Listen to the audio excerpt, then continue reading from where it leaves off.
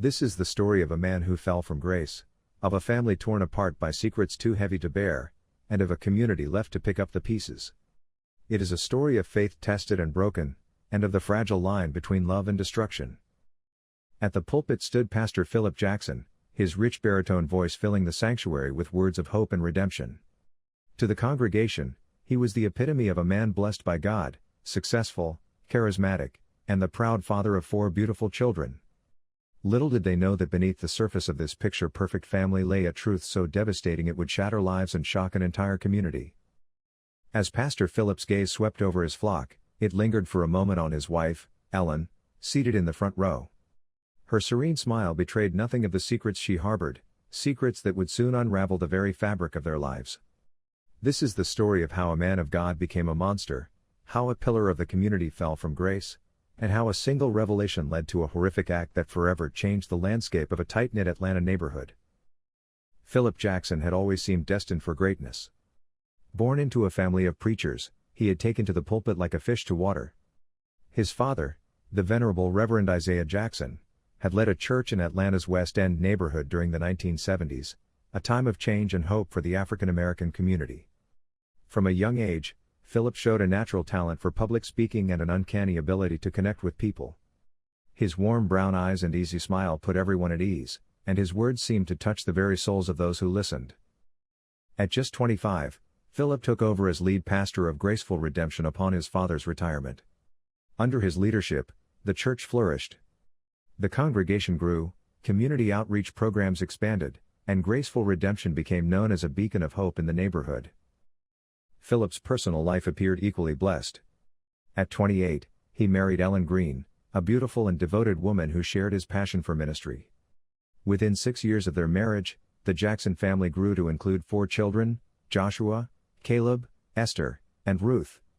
Each child seemed a perfect blend of their parents, Joshua, the eldest, with Philip's charisma, Caleb, an exceptional athlete, Esther, a budding pianist, and Ruth, the darling of the congregation with her angelic voice.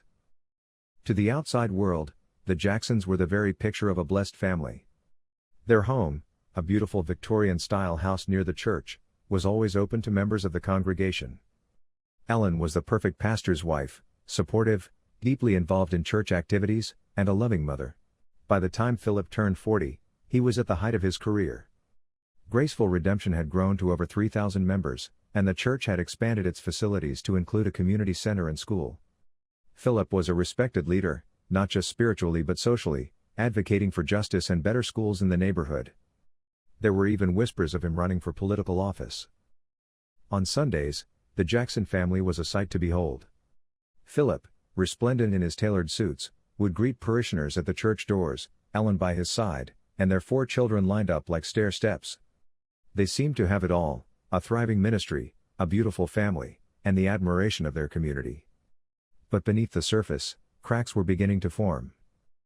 It was a crisp autumn morning when the first tremor hit the Jackson family's perfect world. Ellen had taken Caleb to his annual checkup at Grady Memorial Hospital. At 10 years old, Caleb was in prime health, lean and strong from hours of baseball practice. Dr. Carter, the family's longtime pediatrician, greeted them warmly. As part of the checkup, Dr. Carter suggested a quick blood test to determine Caleb's blood type, explaining it was important information to have on file for an active child like him. Ellen, seeing no reason for concern, agreed. A week later, Ellen received a call from Dr. Carter's office asking her and Philip to come in for a consultation. Sitting in the doctor's office the next day, neither could have prepared for what they were about to hear. Dr. Carter began cautiously, her usual cheerful demeanor replaced with concern. "Physically, Caleb is in perfect health," she said, "but the blood test revealed something unusual. Given your blood types, type A for you, Mr. Jackson, and type B for you, Mrs. Jackson, it is biologically impossible for Caleb to be your biological child." The words hung in the air, heavy and suffocating. Philip turned to Ellen, expecting to see shock mirroring his own. Instead, he saw something that made his blood run cold: guilt. The drive home from the hospital was silent, the air thick with unspoken accusations. Once inside their home, Philip finally broke the silence. "What's going on, Ellen? How is this possible?" His voice was low and trembling with barely suppressed rage. Ellen sank onto the couch, her face in her hands. Philip, I can explain, she began, but Philip cut her off. A terrible suspicion had already taken root in his mind. It's not just Caleb, is it? He whispered. Ellen's silence was all the confirmation he needed. In that moment, Philip felt his world crumbling. The perfect family he had built, the life he had created, it was all based on a lie. As the weight of the revelation sank in, Philip made a decision. We need to test all the children, he said, his voice hollow. Ellen looked up, her eyes pleading. Philip, please, can't we just... No, Philip interrupted, his tone brooking no argument. We're going to get to the bottom of this. All of it. Little did either of them know, this was just the beginning. The cracks in their seemingly perfect life were about to widen into chasms, revealing secrets that would lead to devastating consequences and shatter their world forever. And consumed by rage, Philip could no longer hear Ellen's pleas. The man who once stood as a beacon of faith and compassion had been replaced by a stranger. A man drowning in the darkness of betrayal and humiliation. Ellen slumped to the floor. Her vision swimming as her hands groped blindly for anything to defend herself. Philip loomed over her. His chest heaving. His face contorted with fury. Blood dripped from his temple where she had struck him earlier. But he barely seemed to notice. He raised his hand as if to strike again. But froze. His gaze locking onto the knife lying just inches from her trembling hand. For a long moment, neither moved. The kitchen was deathly silent except for the sound of their ragged breathing. Ellen's fingers twitched, inching toward the blade. But Philip's foot came down hard, kicking the knife across the room. The metallic clatter echoed like a gunshot, shattering the fragile tension between them. You don't get to play the victim, Ellen. Philip spat, his voice low and venomous. Not after what you've done. Ellen's sobs came in short, panicked gasps as she pressed her back against the cabinets, trying to put as much distance as possible between herself and the man she no longer recognized. Please. Philip, she whispered, her voice hoarse. Think about the children. They need us. They need you. Philip's eyes narrowed, his expression darkening. The children, he repeated, his voice dripping with contempt. They were never my children. Were they? Ellen? Just another part of your lie. They love you. Ellen pleaded, her voice cracking. You're the only father they've ever known. Don't punish them for my mistakes. For a moment, something flickered in Philip's eyes, a shadow of the man he used to be. But the weight of his pain, the enormity of his humiliation, was too great. He turned away from Ellen, his hands running through his hair as he paced the kitchen like a caged animal. You've destroyed everything, he muttered, his voice barely audible. Our family. Our church. My entire life, ruined. Ellen watched him warily, her mind racing. She knew she had only seconds to act.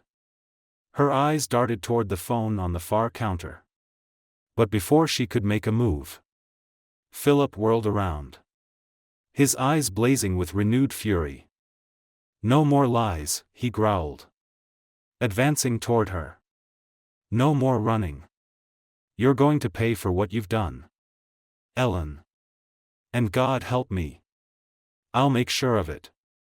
Ellen scrambled to her feet, her hands gripping the edge of the counter for support. Philip. Listen to me, she said, her voice trembling but resolute. This isn't you. This isn't who you are. You're a man of God. A father. A leader. Don't let me, destroy you. Philip hesitated, his fists clenching and unclenching at his sides. For a fleeting moment, It seemed as though her words had reached him. But then his gaze hardened. And whatever humanity remained in his eyes was snuffed out.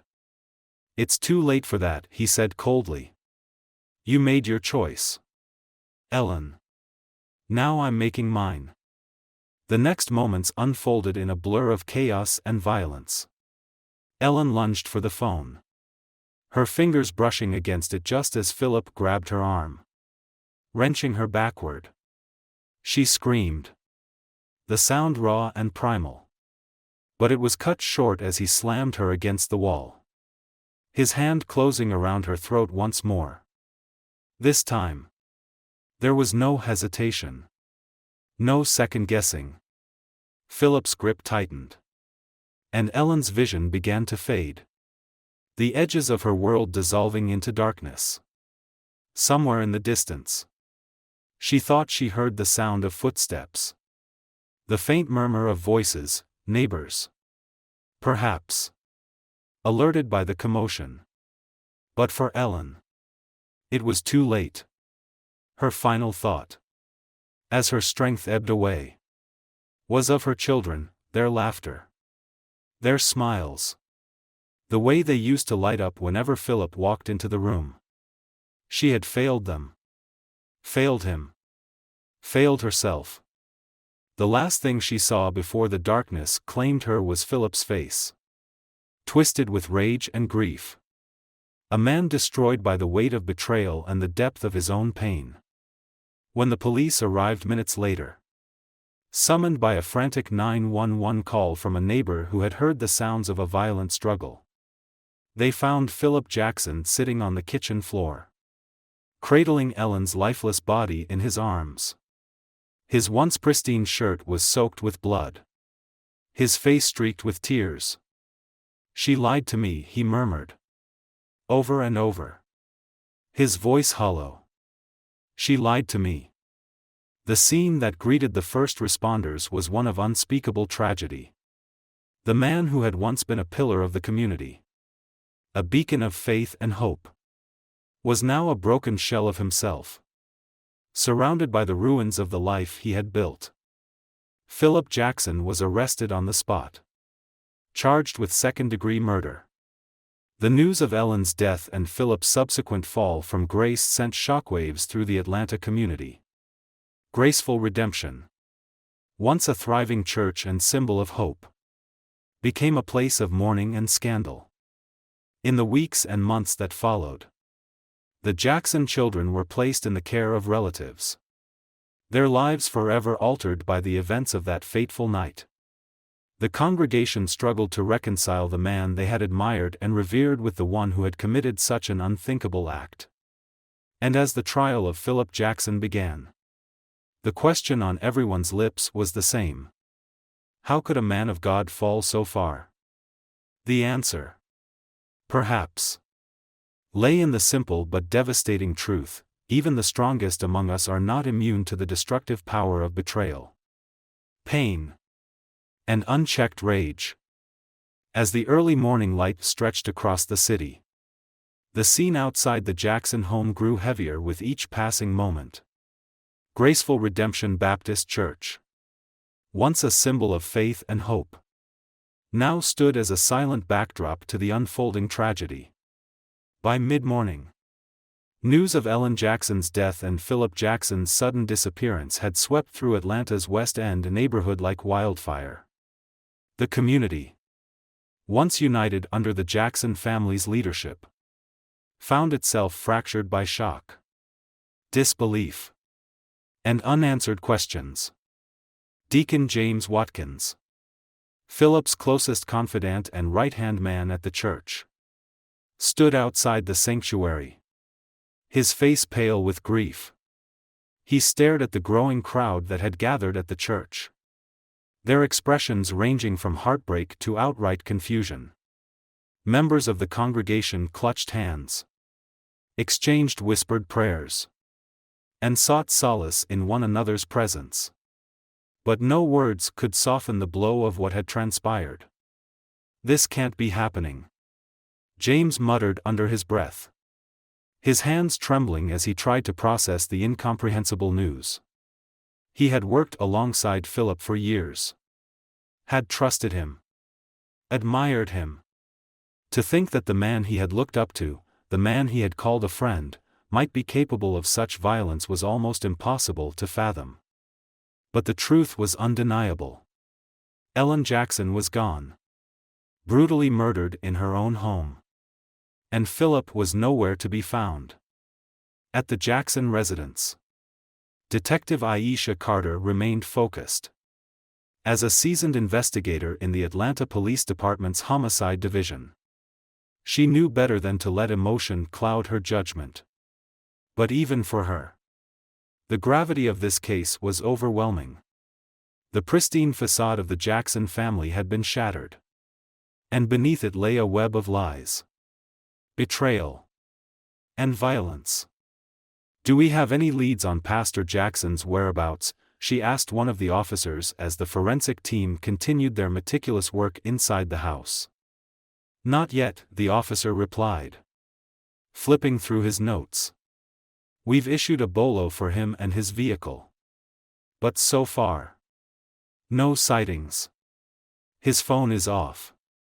And there's been no activity on his credit cards." Aisha nodded, her jaw tightening. "Keep pressing. I want his phone records. Bank statements. Anything that gives us a trail to follow." She turned her attention back to the kitchen. Now a crime scene saturated with evidence. Blood spatter coated the walls and floor. A grim testament to the violence that had unfolded there. Aisha's sharp eyes scanned every detail. From the shattered pieces of wood on the kitchen door to the knife block that now sat conspicuously empty. "What about the children?" she asked, her voice softening as she glanced toward the yard where the Jackson children had been ushered into a waiting car. "They've been placed with a social worker for now," the officer replied. "Poor kids. They don't fully understand what's happened yet." Aisha sighed, the weight of their innocence pressing heavily on her chest. "Let's make sure they're kept safe. They've been through enough." Back at Graceful Redemption, the congregation was reeling. Rumors swirled like wildfire, whispers of betrayal, infidelity, and even murder. Members of the church, who had once looked to Philip and Ellen as paragons of faith, were now left grappling with the horrifying reality that their lives had been a facade.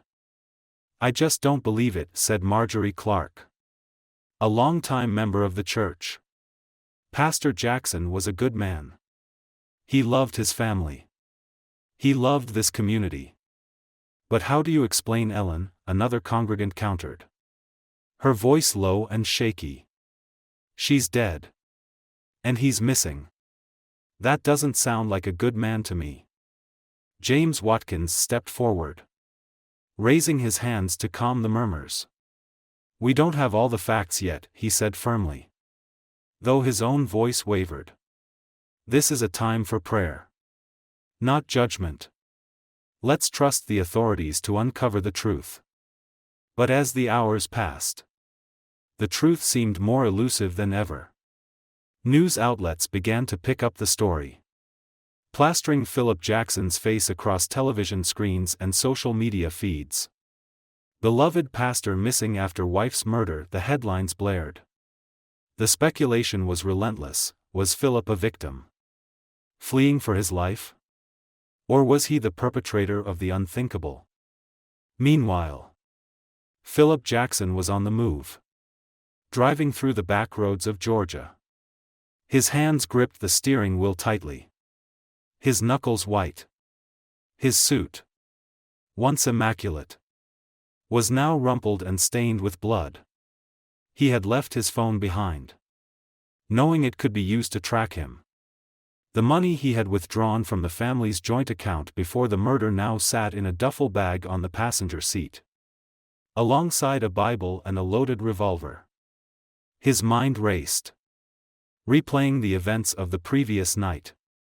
Ellen's face, her voice, her pleading words, they haunted him, clawing at the edges of his sanity. He had told himself that what he had done was justified, that it was necessary to cleanse the stain of her betrayal.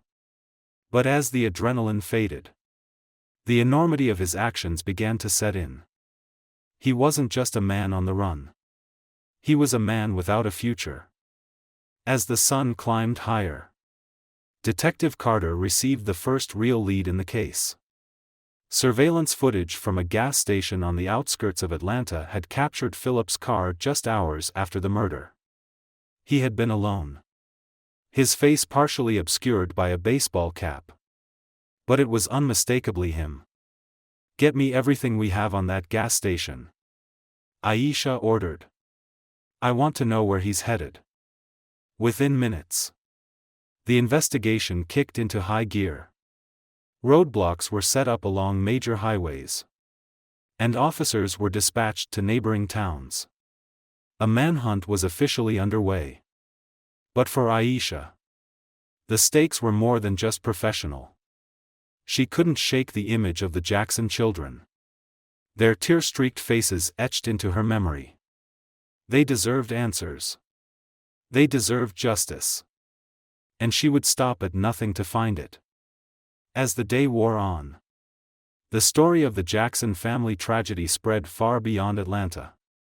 The fall of Philip Jackson, a man once revered as a spiritual leader, became a national spectacle. Commentators debated the role of betrayal, faith, and human frailty in the unraveling of his life. The Congregation of Graceful Redemption struggled to hold itself together, torn between loyalty to their pastor and the horrifying reality of his actions. For the Jackson children, life would never be the same. Stripped of their parents, their home, and their sense of security, they faced an uncertain future. Their once bright world reduced to ashes. And for Philip Jackson, the man who had once stood as a symbol of hope, there was no escape from the darkness he had created. As the hunt for him intensified, one thing became painfully clear: the man who had spent his life preaching redemption now had none left for himself. As the team at the Atlanta Police Department mobilized to track down Philip Jackson, Detective Aisha Carter found herself staring at the family portrait she had just added to the evidence board.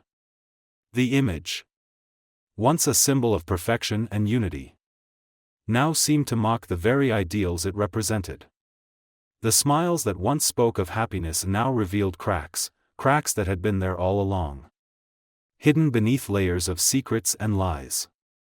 Aisha leaned back in her chair, exhaustion pressing down on her like a weight. The pieces of the puzzle were finally starting to come together. But with each revelation, the case grew darker, more tragic.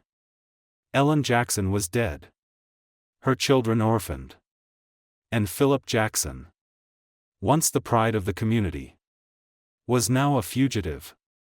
Yet, despite everything they had uncovered, Aisha couldn't shake the feeling that there was still more to the story, something just out of reach.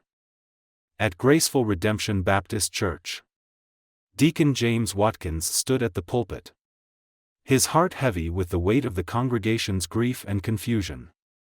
The sanctuary was packed, the air thick with whispered prayers and muffled sobs.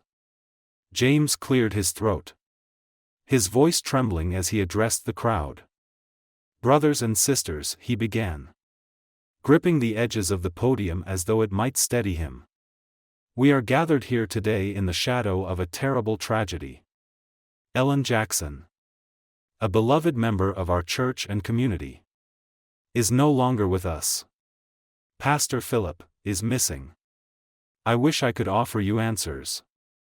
But right now, all I can ask is that we pray for the children. Pray for Philip. And pray for guidance in these dark times." The congregation murmured their assent, bowing their heads in collective sorrow. But as James led them in prayer, he couldn't help but feel a pang of doubt. Had he missed the signs? Had the man he had trusted for so many years harbored this darkness all along? James knew the questions would haunt him for the rest of his days. Back at the precinct, Aisha's team was making progress.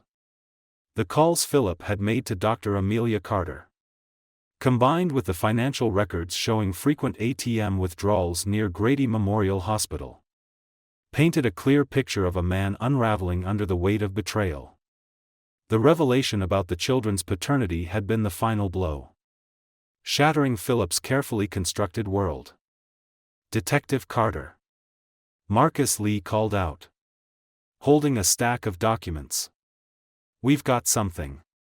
Surveillance footage from a bus station in Macon shows Philip boarding a bus yesterday evening. He paid cash. No ID.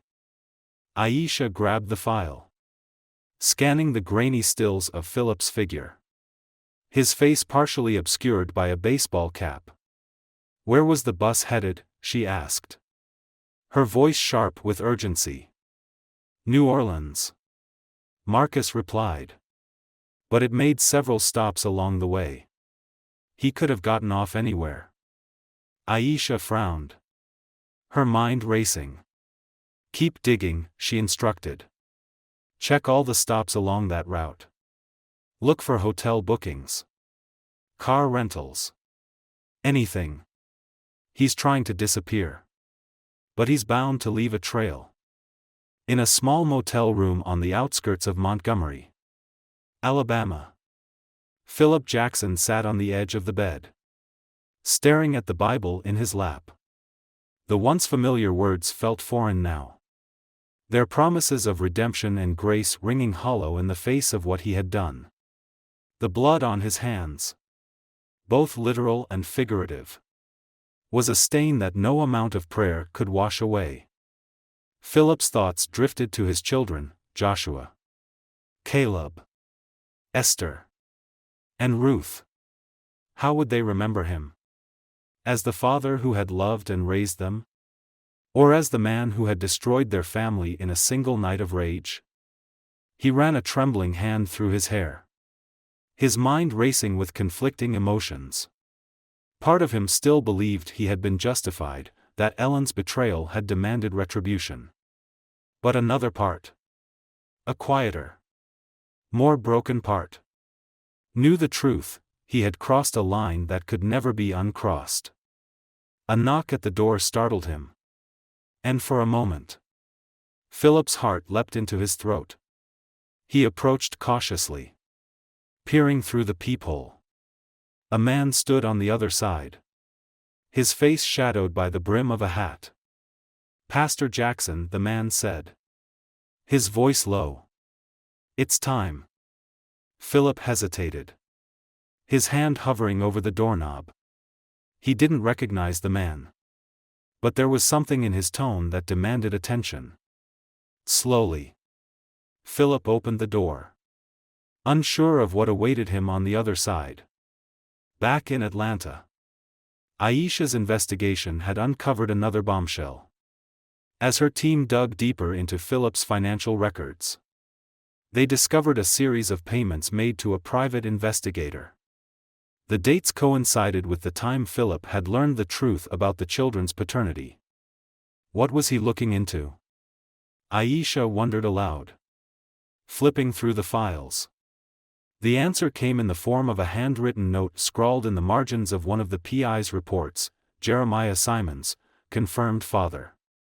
Aisha felt a chill run down her spine.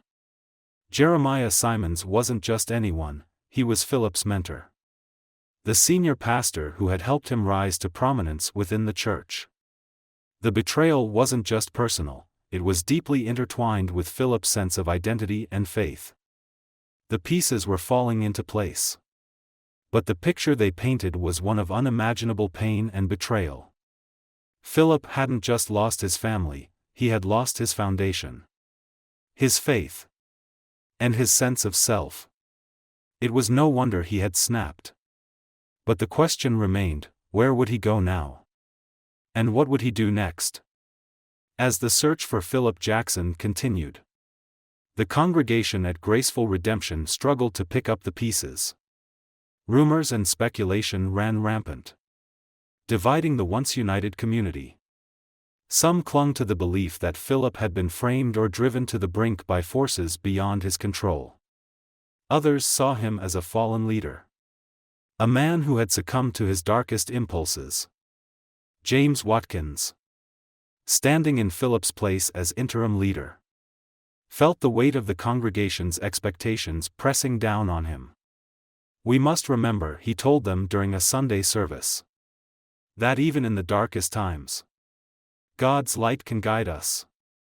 Let us not lose faith, but instead come together as a community to heal and rebuild." But as the service ended and the congregation dispersed, James couldn't shake the feeling that graceful redemption would never be the same. Back at the precinct, Aisha stared at the evidence board, her eyes fixed on the photo of Philip. "We're close," she murmured to herself. "I can feel it." But as the days stretched into weeks and the trail grew colder, Aisha couldn't help but wonder if Philip Jackson would ever be found, or if the man who had once stood as a symbol of hope and faith had disappeared forever, leaving only questions and shattered lives in his wake. Inside Pastor Jeremiah Simon's office, the confrontation between him and Philip Jackson was spiraling toward an inevitable, catastrophic conclusion. The tension in the room was unbearable, the air thick with the weight of betrayal and unspoken violence. Jeremiah could feel the walls closing in, his mind racing to find a way out of the nightmare that had been building for over a decade. "Philip," Jeremiah said, his voice trembling, "whatever you're planning to do, it won't make the pain go away. It won't fix what's broken." Philip's face contorted, his calm demeanor cracking to reveal the fury boiling beneath the surface. "You think I'm trying to fix something, Jeremiah?" His voice was low, dangerous. "This isn't about fixing anything. This is about justice. This is about making sure you feel even a fraction of the pain I've felt." Philip reached into his pocket, and Jeremiah's breath hitched as he saw the glint of metal. A knife. The same knife Philip had taken from his kitchen the night Ellen died. The same knife now trembling in Philip's hand as he advanced. "You had everything, Jeremiah." Philip spat. "You had your family, your ministry, your reputation. And still, you took from me the one thing that mattered most. You took my family, my life, and turned it into a lie." Jeremiah raised his hands in surrender, his voice desperate. "Philip, I'm begging you. Don't do this. If not for me, then for your children. They've already lost their mother. Don't make them lose their father too." Philip froze for a moment, the mention of his children cutting through his rage like a blade. His grip on the knife faltered, his eyes glistening with unshed tears. For a brief second, the man he used to be, the loving father, the devoted pastor, seemed to resurface. But the moment was fleeting. "They were never my children," Philip said, his voice cracking with anguish. "I raised them. I loved them. But they were never mine. You stole that from me, Jeremiah. And now, I'm taking it back." Detective Aisha Carter crouched behind her patrol car, her heart pounding as she issued commands to the officers around her. The church was surrounded, the parking lot awash in flashing red and blue lights. Officers took up positions at every entrance, their weapons drawn and ready. "What's the situation inside?" Aisha barked into her radio. One of the officers monitoring the security cameras responded. "We've got 2 people in the pastor's office. No sign of any other civilians. Looks like Jackson is armed with a knife." Aisha cursed under her breath. She had been expecting a confrontation, But the volatile mix of emotions and weapons made the situation infinitely more dangerous. "We need to end this without bloodshed," she said, gripping her radio tightly. "Keep me updated on any changes. I'm going in." Before anyone could protest, Aisha stood and began making her way toward the church entrance.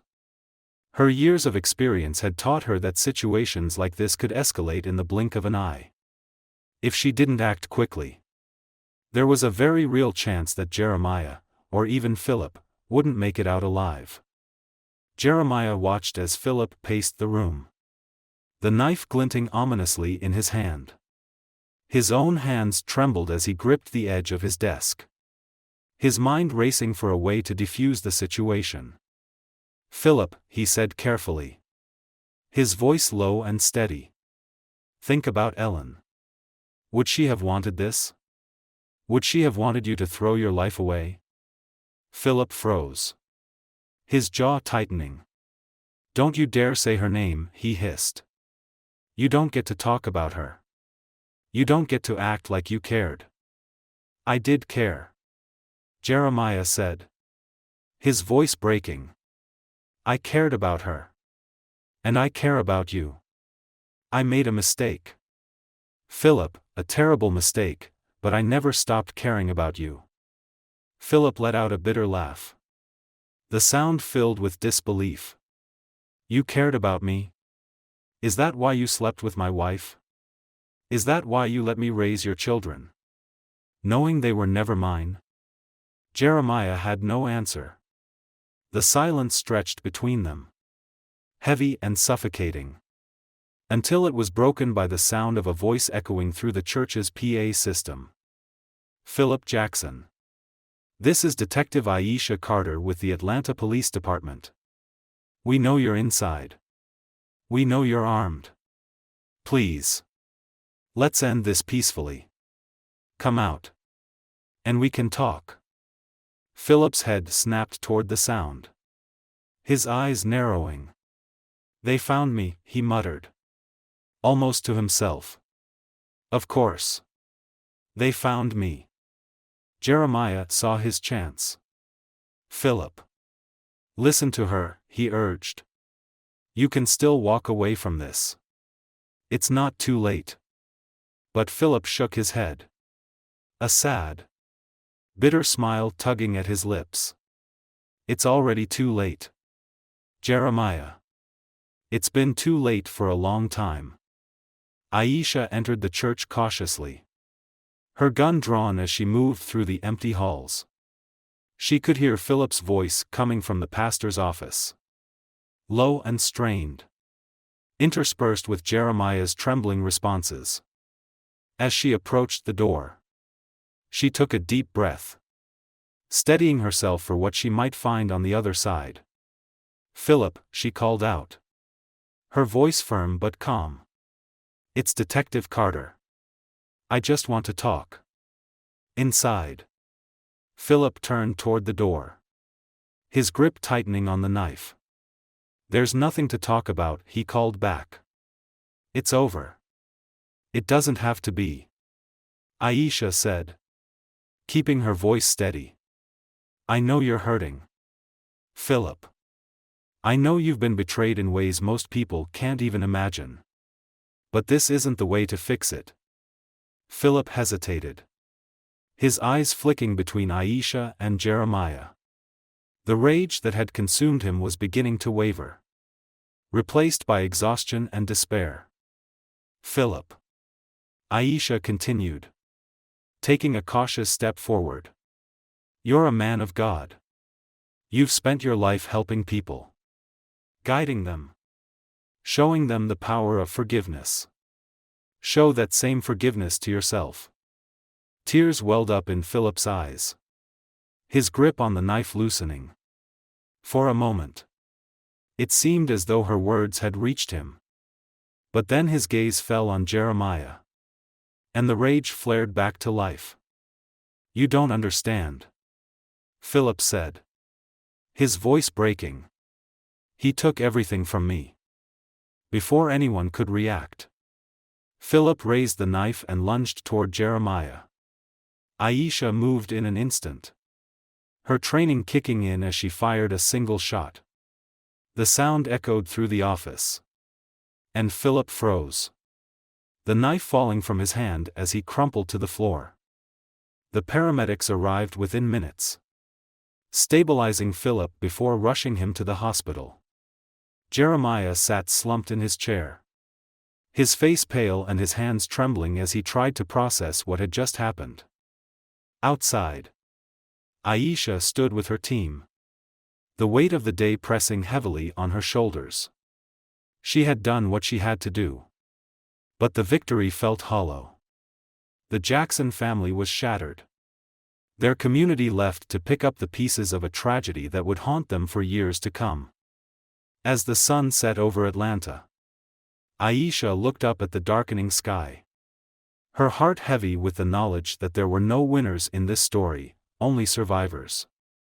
The story of Philip and Ellen Jackson, now a tragic legend in Atlanta, serves as a stark reminder of the devastating ripple effects of betrayal, secrets, and unspoken truths. Over time, the city, like the people most affected, healed in its own imperfect way, though the scars of that fateful series of events would never truly fade. Joshua Jackson, now 22 and preparing for his future at Morehouse College, found himself increasingly drawn to theology and philosophy, not as a path to preach, but as a way to reconcile his father's teachings with his actions. The well-worn Bible his father had given him became both a source of comfort and a symbol of the man he once idolized. In his reflections, Joshua came to see his father not just as a man who had sinned, but as a deeply flawed human being, consumed by pain and betrayal.